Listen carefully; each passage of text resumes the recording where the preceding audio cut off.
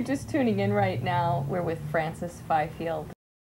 Professionally, you're an attorney. You're a lawyer. Yes. And you've had a career in criminal law. Yes, certainly so. I mean, I think a good 16 years of it before I actually started to write. Mm-hmm. So it has some impact. There's no legal input as such into Blind Date, but in many of my other titles there are. Mm-hmm. There is that. People say, well, that was very lazy of you. You didn't need to do research, because my experience as a criminal practitioner has had me deal with very many real murder cases. Mm-hmm. In fact, at one point had an almost undiluted diet of them. We do have quite a few murders in England. It's not as peaceful as people might imagine. Yes. We have many.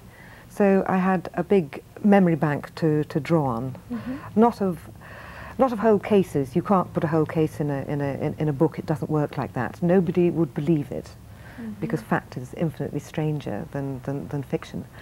But because of all those years of practice, I was a prosecutor. I've got a lot to draw on. Vignettes, little mm-hmm. pictures, something particularly awful or pathetic. Mm-hmm. And I suppose a kind of working knowledge of how murders are committed, usually yes. without a great deal of finesse and spur of the moment. You know, poisoning and such like things that you might have in an Agatha Christie mm-hmm. are mercifully rather rare, mm-hmm. because they're quite difficult to achieve. But I came from that background, the legal background, and the very gritty legal background, which is where I get my knowledge of gritty London from. Yes. And I've sort of walked all over it, which I hope gives them some sort of credibility. The other thing that happens because you're a lawyer, I can't put into a book, probably because I'm too pedantic, I can't put into a book something which could not conceivably have happened. Mm-hmm. I'm limited by fact. Of course, you know, mystery fiction is fiction, it's fantasy. But I can't go off on a complete tangent and have something totally unreal. Yes. In an odd kind of way. It's tried and tested against my own experience. Well, I think that's why Blind Date is so impinging to read. As I mentioned earlier, it has a lot of truth in it. Sort of looking at the Lonely Hearts Club of both men and women that are going around to bars, not trying to get in any trouble, but just drinking too much mm-hmm. because they're looking for companionship. Yes. Mm. And then I think the truth of the mother-daughter relationship, the mother with the big house at the sea, it's set up like as a bed and breakfast, yes, right? Yes. And I thought the depictions also of the young boy, is he 8 years old? Yes, Matthew. Matthew. That those were very good, and how perceptive he is of the adults around him, and his sense of that he's about to get abandoned or sent away somewhere. How did you construct him, that relationship with his aunt? His dad is sort of estranged, and then the grandmother, there's a lot of strain in that relationship. Well, this boy's mother has been murdered, and whereas he didn't witness that, he was in the house when it happened. And I know for a fact that he would then have been a 6-year-old boy, that children who have such a terrible thing happen to them mm-hmm. inherit a huge amount of guilt. They, you know, even though he's such a small child when it happens, and that he didn't know it was happening, but he knows thereafter that it had, mm-hmm. and there was something that he saw of it, which, you know, his memory has blocked out because it's too awful. Yes. But I do know for a fact that a child of that age inherits such an incredible amount of guilt. The feeling, you know, that he should have been the little man, he should have done something about it. Yeah. And of course he's questioned, terribly questioned, both by his father and by everybody else as to what he might have known about it. Mm-hmm. And he mm-hmm. feels more guilt for that. So I think he will be quite an isolated little boy and a fearful little boy. Mm-hmm. As indeed, you know, the children of bereaved families often are, mm-hmm. because of that feeling of guilt. And also, there will be a little element, and there is in this boy too, his father is rather formal and reserved with yes. him, because there is a bit of the father thinking, you know, against all reason and logic, knowing that it's not realistic to think like this, but thinking that in a way he should have done something. He should have done something. Yeah. Right. So there is a strange relationship, and he thinks because his mother's left him, effectively, not her fault, that he knows but can't distinguish, he's got this fear all the time that he's going to be sent away, that he's going to be sent away, that he's going to be abandoned. And the one who he embraces and trusts the most is his Aunt Elizabeth. Yes. Because she makes it quite clear to him. But she also knows that she's got to detach herself from him because he's becoming too clingy, becoming too independent, and his essential relationships should be with his father and indeed with his grandmother. So he's an edgy little boy, but it's the way I do, especially with childish characters, get very fond of him. And he forms his own little passions, and he's going to be all right in the end. And his own friends, too. And his own friends, and his own imaginary friends, and his own friends who are adults. Yes. But maybe I'll bring him back when he's grown up. I think he's going to do very well, this boy. I've decided he's going to do very well and have a long and happy life. That's great. That's great. Something else that struck me about Blind Date is I really think you have your finger on the pulse beat of an individual's, I guess what you call interior monologue, how each character, I mean, it's just how we really are. They have the same problems. Their attention keeps going on again and again and again. It's almost like, you know, when will I figure this out? When will I get along with my daughter? When will my mother warm up? I mean, it's great how you've tapped into that. Do you, I mean, besides your own personal experience, do people tell you things, or in your line of work have people like sort of unburdened themselves to you so that you gathered this palette of knowing what people think or what their motivations are? But I think people, I wouldn't say people sort of unload on me, but obviously in the legal context, yes, people do tell you things because they have to, or in that context.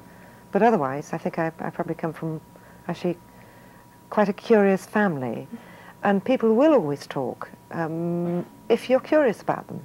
If you're curious about them, and if you want to listen, if you're genuinely curious, yes, people will tell you things, and you observe for that. But it's just, it's really just looking, and the realization that people have common problems, really. Yes. And that we all do this internal monologue thing, you know, there you are at the party, sort of being very pleasant and nice, and maybe thinking in the back of your mind, how soon can I get out of here? Yeah. Oh, or, oh, hi, how nice to see you. That's that creep again. Yeah, that jerk, yeah. But I think it's important, you know, when yes. writing. When the grandmother, it totally stands out. Something happens with the grandson, and he's off elsewhere, and she is so brittle. She just thinks that that's fine, but then inside she's just profoundly rejected and disappointed. She's trying to be a liberal grandmother and saying, yes, that's fine, you go off and do that thing. Right. And really, she's, you know, her internal monologue is just being terribly, terribly hurt. Oh, yes. Though when giving the opportunity to escape from her company, he takes it, and he's off like a shot. And I think that's what a grandmother would do. You know, say, yes, of course you must do your own thing, and at the same time thinking, you ungrateful little so-and-so, why are you doing that? Yes, and she's got that ambivalence also because this child is a handful, as many children are. And when it's a handful as a parent, when you're a young parent, much less, she's a mature woman. She's already raised her two children. She's got this rather spacious house to take care of and guests in and out. And so there's that, she loves him and I'm sure feels horrible that he's been abandoned by his mother. She's murdered. Yes. But yet she feels resentful also that she's sort of stuck with him. Yeah, well, I think that... challenged by him. He's really pressing her buttons all the time. Oh, yes, that's right. He's challenging the boundaries the way children do at that age. And I think she's got the frustration of not being able to do what she wants to do properly. She would love to be. She would love to be sort of, you know, a really warm, grandmotherly type. And she isn't a warm, grandmotherly type. She loves him dearly, but she has great difficulty in showing it. And she's a very reserved Englishwoman, the sort of person who does not show her feelings. And, you know, there's always that kind of resentment going on that, yes, I want to be all things to you, but I can't, and I don't know how to be it, and you're really annoying me, and I shouldn't be annoyed about the fact your bedroom is an absolute tip. I shouldn't say anything about it. And he takes over other rooms, and he takes over other rooms, he colonizes, because he's a kid, and... You know, that mix, which I think a lot of adults have, and especially adults who skipped a generation with the child. You know, when they brought up their own children and grandmother, they did it in a different way. And they can perceive that, you know, a current 8-year-old you know, demands different things, and there are different cultures to raising him. She can't sort of kind of, you know, tell him to be seen and not heard the way perhaps she was herself. And that sort of tension, wanting to do it right, and worried all the time, and just getting cross with herself because she can't do it. And again, she really wants him to love her. Yes. How do you make people love you? How do you make a child love you? If it turns its face against you and says, you know, I'm sorry, you're not enough. You're not my mother. You're not enough. Yeah. Quite a dilemma. She's a tough cookie.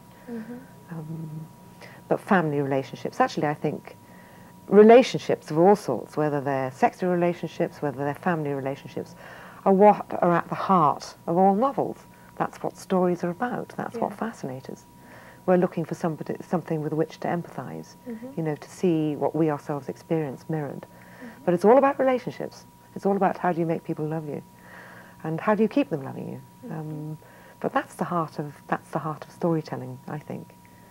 If books haven't got relationships in, you know, it's never a question of people running along in parallel lines. Yeah. It's a question of how they relate to one another. Yes. Now, Elizabeth has one, well, he is really the hero of the book, Joe, the photographer. And what would you, he's sort of itinerant?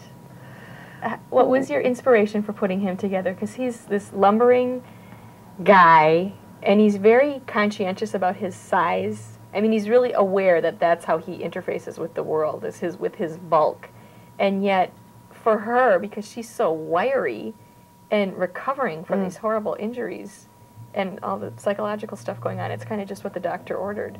Yes, yes. Well, I wanted a nice romantic line in this one, really. And Joe is Joe's not so much itinerant, but not responsible. He doesn't see a good sound reason for getting a proper job. He can make do being a jobbing photographer. So you know, he doesn't want to settle down, really. He doesn't want to get married or do any of this conventional stuff. He's a bit of a hobo, and he insists on wearing his hair in a ponytail. He doesn't want to be like the contemporaries of his who are in the pinstripe suits and, you know, hacking on with their careers post 30 and getting the mortgage and all the rest of it. He's got an incessant curiosity about human nature, and because he once took a photograph of Elizabeth's murdered sister, has this curiosity about that aspect. But basically, you know, he's the nicest kind of bum, and Elizabeth meets him because he's a squatter. He's squatting in her house. The bell tower. The bell tower. So yes, but he's a romantic lead. I always wanted an unlikely romantic lead, an unlikely romance. So here we have this big bear of a guy who's the wrong shape to live in a bell tower. Right. Because I know from my experience the stairs are really narrow. These things were built when people were smaller. We are all, you know, 4 inches taller than we were 100 years ago, whatever it is.